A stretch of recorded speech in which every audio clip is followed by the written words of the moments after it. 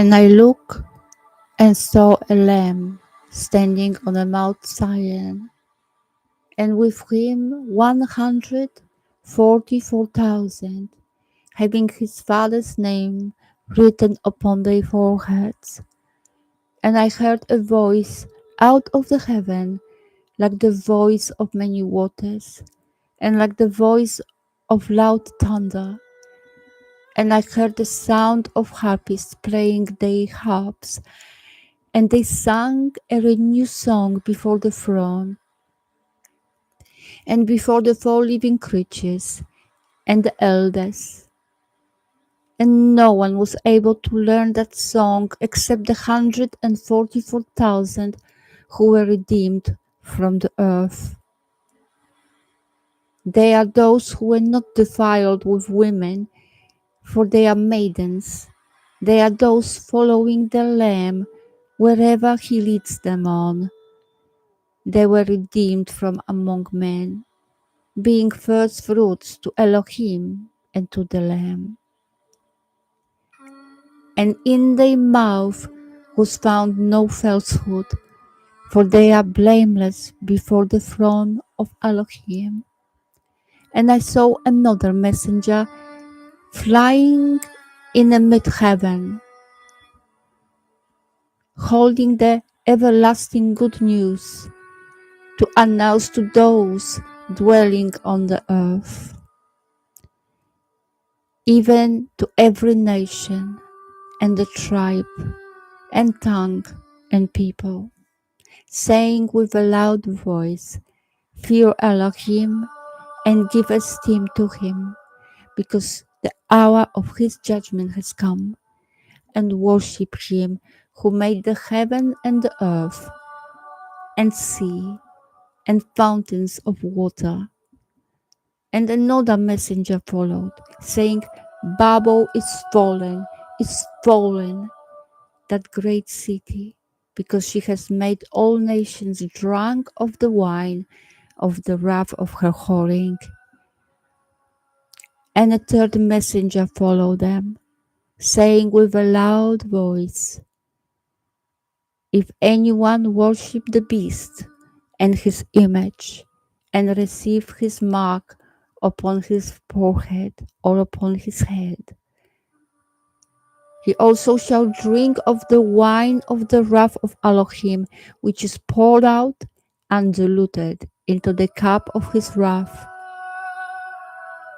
and he shall be tortured with fire and sulfur before the set apart messengers and before the Lamb.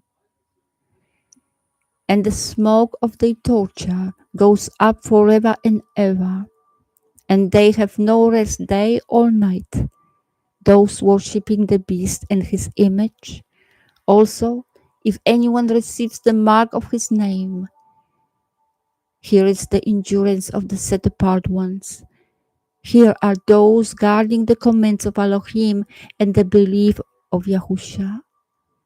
And I heard a voice out of the heavens saying to me, "Write, blessed are the dead who die in the Master from now on. Yes," says the Ruach, "in order that they rest from their labors, and their works follow with them." And I looked and saw a white cloud, and sitting on the cloud was one like the son of Adam, having on his head a golden crown, and in his hand a sharp sickle. And another messenger came out of the dwelling place, crying with a loud voice to the one sitting on the cloud, "Send your sickle and reap, because the hour has come for you to reap, because the harvest of the earth is ripe." And the one sitting on the cloud thrust in his sickle on the earth, and the earth was ripped. And another messenger came out of the dwelling place which is in heaven, and he too held a sharp sickle. And another messenger came out from the slaughter place, having authority over the fire, and he cried out with a loud cry to him, having the sharp sickle, saying, Send your sharp sickle and gather the clusters of the wine of the earth, because her grapes are ripe. And the messenger thrust his sickle into the earth and gathered the vine of the earth and threw it into the great winepress of the wrath of Elohim. And the winepress was trodden outside the city, and blood came out of the winepress up to the bridles of the horses for about 1,600 stadia.